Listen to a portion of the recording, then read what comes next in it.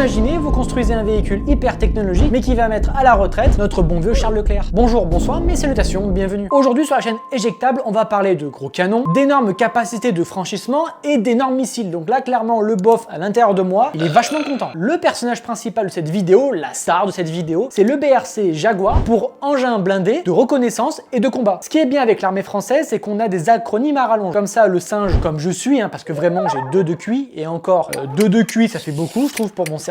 Vraiment, dans l'armée terre, ils sont pédagogiques. Et en fait, sa mission, avec l'acronyme, elle est déjà définie. C'est un engin, donc littéralement, c'est un véhicule, un truc qui force un peu à la salle, quoi. Enfin, il a bien mangé à midi. Son but est clair et précis, faire de la reconnaissance, et surtout qu'il est capable d'encaisser. Alors, il faut qu'il encaisse un peu, mais pas trop non plus. Ça veut dire qu'un coup de poing de Cyril Gane, ça va, alors qu'un Charles Leclerc, lui, sera capable d'en encaisser 2 ou 3. Après, même le Charles Leclerc, au bout d'un moment, il arrête, parce que Cyril Gane, c'est une arme de destruction massive. Quand tu le vois, fuis. Et le Jaguar a le niveau de protection de niveau 4, Tagnag 4569. Mais alors, qu'est-ce que ça veut dire, con? Parce que là, mis à part des chiffres, c'est tout simplement une norme de l'OTAN. Rappelez-vous, l'OTAN, c'est l'Alliance de l'Atlantique Nord, où si tu touches un membre de ma clique, tu verras qu'on n'est pas tout seul avec El Famoso, article 5. Ils ont créé cette norme pour certifier, pour normaliser le niveau du blindage. Au moins, tu n'auras pas la surprise en disant « Ouais, il est blindé le char, il est blindé. » Ouais, en fait, on a mis du papier parce qu'on n'a plus de budget. Et le niveau de la classification est vachement simple. C'est comme sur Call of Duty, plus t'es haut, plus t'es fort. Là, c'est pareil. Plus t'es haut, plus tu vas pouvoir encaisser. Par exemple, le niveau 1 qui est utilisé sur les VBL, les véhicules blindés légers de l'armée terre française, qui est capable d'encaisser du fusil d'assaut. Prendre un RPG-7 ou un tir de mortier avec ça, non, je recommande pas. Non, mais non, parce que le niveau 1, ça résiste un petit peu, pas trop non plus, quoi. Et là, surtout, vous commencez à comprendre que dans le monde, actuellement, il y a des gens qui sont payés, rémunérés pour faire exploser des trucs sur un véhicule et pour dire c'est de classe 1, 2, 3 ou supérieur. Putain, le rêve. Pour un singe comme moi primitif, c'est parfait, Et du coup, notre bébou national qui est du niveau 4, il peut encaisser du calibre de 14,5 mm et aussi résister à des éclats d'obus de 155 mm à une distance de 30 mètres. 30 mètres, on se dit non, mais c'est loin. 30 mètres, quand ça tombe à côté, c'est serré, ouais, c'est serré. En complément, on peut rajouter des kits de grille anti-RPG. Tout simplement, son nom est simple, ne pas se prendre de RPG. Oui, grille anti-RPG, se pas prendre de RPG, non, mais c'est plutôt simple en fait comme explication. Et à l'intérieur, pour protéger les 3 membres d'équipage, les sièges sont des sièges anti-mine, donc ils sont surélevés. Le pompon sur la Garonne, c'est que par moment, lui, il est un peu timide, un peu comme moi. C'est pour ça que j'ai un débit oratoire d'une mitrailleuse Gatling. C'est vrai qu'il est un peu timide. Du coup, pour se protéger, il a le DREB pour envoyer des écrans de fumée et se protéger. Bon, maintenant, on a compris que littéralement, il peut encaisser, mais pas trop non plus, mais quand même, il peut encaisser. Maintenant, ça serait bien quand même de répondre à la menace. Non, parce qu'en fait, il y a Jean-Kévin derrière avec sa Kalachnikov. Ça fait 3 heures qu'il m'envoie des pralines. Ça commence à être un peu chiant. Pour ça, le Jaguar ne fait absolument pas dans la dentelle. Avec un canon de 40 mm, il peut porter jusqu'à 1500 mètres avec différents modes de tir. Donc, le mode rafale, ça c'est le mode que j'utilise tout le temps, c'est le mode bonsaï, littéralement. Je rase partout et après je pose des questions. Économie, non, on connaît pas. Économie, munitions, on connaît pas. Moi, je rase tout. Ensuite, on a le droit au mode coup par coup et des rafales de 3 ou de 5. Ce canon est très bien pour faire goûter la démocratie à la française sur des véhicules peu blindés. Il a une évaluation à 45 degrés, donc littéralement, il peut viser une tour de 100 mètres. Ouais, je suis au dernier étage, je suis caché. Non, t'es pas caché parce que lui te trouve et t'es foutu. Et pour les chippies qui sont dans les tranchées tout en bas, il peut littéralement descendre son canon de 15 degrés. Donc littéralement, quand tu le vois le pointer, dans n'importe quelle direction tu es, t'es foutu. Cours vite en fait. Attendez, mais il me regarde là. Non, mais moi je suis sympa. Je te donne des points positifs. Non mais, oh putain, faut que je me casse.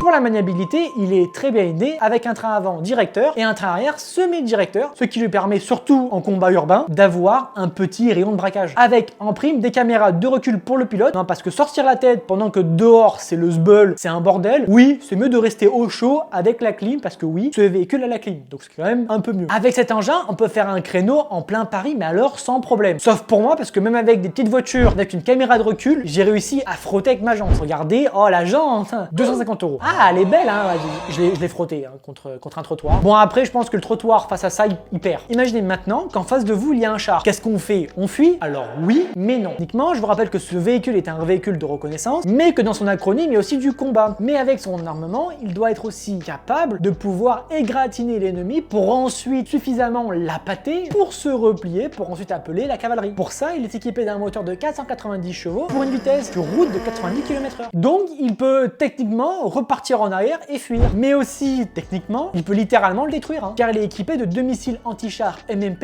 et de 2 missiles en soute. Donc clairement, avec ce véhicule, tu peux littéralement tout engager. Des humains, des véhicules peu blindés, des véhicules blindés, des chevaux, des sous-marins, des soucoupes volantes. T'es là, t'es tranquille, t'es un tankiste, t'es en train de faire le plein, et d'un coup à 4 km, lui, il t'a repéré et t'a envoyé un missile. Super, on a connu meilleur week-end. En parlant de plein et de carburant, j'espère honnêtement que le jour où on va l'utiliser sur le champ de bataille, il n'y aura pas de problème de carburant ou de rupture de carburant, car il a un réservoir de 500 litres pour une autonomie de 800 km. 500 litres avec le litre, il est à peu près à 2 € de carburant. On est à 1000 € le plein. Ouais, ça fait un peu cher. Vous prenez ticket resto? Ah non, vous les prenez pas. Maintenant, la question qui se pose, c'est concrètement, tout simplement, pourquoi l'acheter? Puisque son rôle est honnêtement bien fouillé. D'un côté, on nous dit c'est de la reconnaissance, donc le but est juste de dire, hé les gars, il y a des ennemis là-bas. Et de l'autre côté, c'est que le mec, il peut littéralement tout annihiler. Et en plus, je vous rappelle que je suis vite perdu car moi, mon cerveau, c'est une trottinette, ça avance pas vite. Alors dans ce cas-là, est-ce que le Jaguar apporte une nouvelle doctrine à l'armée de terre? Le Jaguar, en tant que tel, il ne va pas créer de nouvelles doctrines. Il va prendre une doctrine existante qui va décupler. Il va remplacer l'AMX 10RC qui commence un poil à se faire vieux car il est arrivé dans l'armée de terre dans les années 80. Le bougre, il a quand même plus de 40 ans. Et il est apparu dans les armées au moment de la guerre froide. Rappelez-vous de ce moment où non, c'est moi qui ai raison, non, c'est toi, non, c'est moi, non, c'est toi, non, c'est moi. Bref, un moment où on pouvait se faire vaporiser grâce ou à cause d'une bombe H. Honnêtement, non, je suis pas spécialiste. À la limite, moi, je suis expert McDonald's. Et honnêtement, l'atome, je le digère mal. Ouais, ça me fait des gaz sur le ventre.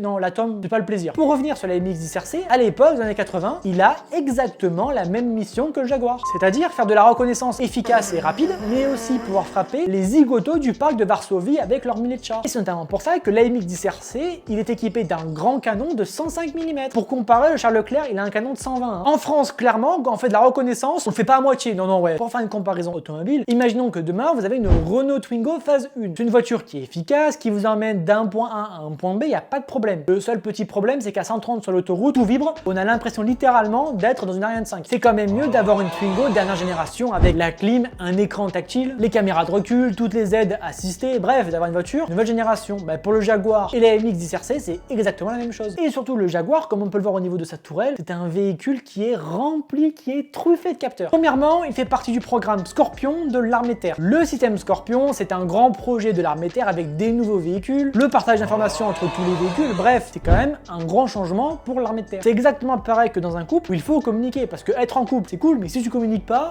c'est un peu chiant. Alors que là, avec le programme Scorpion, tu vas pouvoir communiquer entre les différents véhicules du programme, donc là, au moins, tu vas être sûr de l'identité et de la localisation de l'ennemi. Car nous, on n'est pas comme les Américains, mangeurs de donuts, où dans le doute, on va aller raser un village. Oui, mais vous comprenez, il y avait un doute. On va être sûr qu'il soit bien là. Après, effectivement, si dans le village, il y avait 2 moustiques, je comprends. Non, mais les moustiques, c'est chiant et tout. Ouais. Donc, à la limite, les moustiques, je comprends. Deuxièmement, pour être sûr de l'information, lui, il a une ribambelle de capteurs. Il a des capteurs infrarouges, des caméras à haute résolution, un type de périscope, car imaginons, je sais pas, le véhicule n'a plus de carburant, a plus d'électricité, ça serait quand même bien de toujours voir ce qui se passe à l'extérieur. Tant qu'à faire, on va aussi mettre une caméra pour le chef de char et pour le tireur. Comme ça, imaginons que le chef de char, lui, il a désigné son objectif, le tireur, il a SMAT, il envoie la purée, il envoie la sauce, et de l'autre côté, pendant que le tireur traite l'information, le chef de char, lui, va pouvoir regarder dans une autre direction. Il y a 2 caméras Antares à 360 degrés qui n'est pas utilisée pour faire des vidéos sur Insta. Non, désolé. Cela permet d'avoir une surveillance automatisée à 360 degrés autour du véhicule avec un système d'alarme qui va t'avertir littéralement que le mec dans le buisson là, c'est pas un lapin, hein. C'est un mec à un RPG-7. Mais aussi, imaginons que demain on vous pointe avec un télémètre laser pour vous faire goûter la bouillabaisse. C'est très bonne la bouillabaisse, mais c'est pas la bonne bouillabaisse. Enfin, c'est pas la même en tout cas. Il est capable de détecter le laser. En plus de ça, il a un détecteur acoustique nommé le Pilar V où il peut détecter la direction où ça tire et surtout le calibre. Maintenant, avec lui, c'est la DGSI, hein.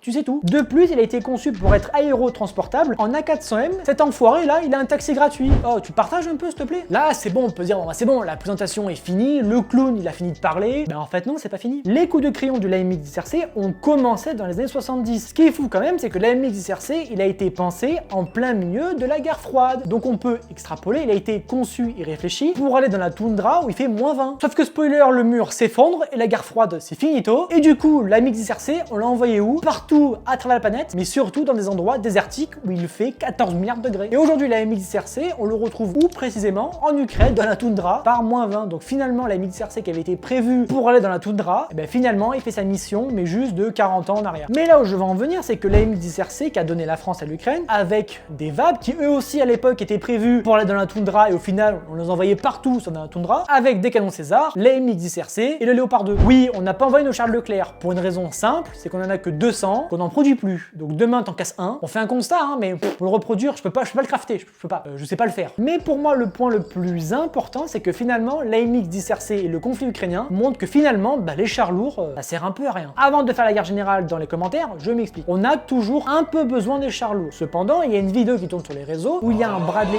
ukrainien qui a littéralement fait goûter la foudre à un T-90. Il a réussi à le mettre en PLS en niquant ses optiques. Le problème, c'est que le char, il est tellement lourd, il est aussi gros que moi, il s'embourbe tout seul. Le MA Abrams, c'est pareil, hein, il reste bloqué. De plus, c'est qu'avec l'armement de l'AMX 10RC en Ukraine, il est capable de neutraliser des chars lourds. Ce qui montre finalement que les chars lourds en Ukraine, ça sert un peu à rien, quoi. Parce que les drones, ils les voient, et des petits véhicules comme l'AMX 10RC qui sont bien chargés, font le café. Mais vous vous rendez compte 2 minutes de la maintenance d'un char Leclerc ou même d'un char lourd, de toutes les pièces qu'il faut avoir, de l'entretien, de la maintenance qui coûte littéralement très cher. Mais la plupart des chars aujourd'hui sont tellement vulnérables qu'ils sont utilisés comme des pièces d'artillerie mobile. Si demain il vous vient l'idée saugrenue, folle, de l'acheter, car un Jaguar coûte à l'unité entre 4 et 4,5 millions d'euros. De plus, comparé au F-35 qui doit avoir des pièces en commun entre toutes ces versions différentes, mais qui n'a finalement rien de commun, ou quasiment rien, le Jaguar, lui, il a 70% de ses pièces qui sont en commun avec le Griffon, qui est un autre modèle de l'armée de terre. Donc conclusion, j'achète. Allez, on l'achète, c'est parti. Allez, je fais un crédit sur 45 générations, c'est parti. Merci d'avoir regardé la vidéo, j'espère que cette vidéo vous a plu. N'hésitez pas à vous abonner, c'est un truc qui est gratuit, hein. C'est pas comme lui qui coûte plusieurs millions, hein. C'est plus salut quoi, vendredi prochain ou dimanche prochain, en fonction si je suis en retard, si je suis à la bourre.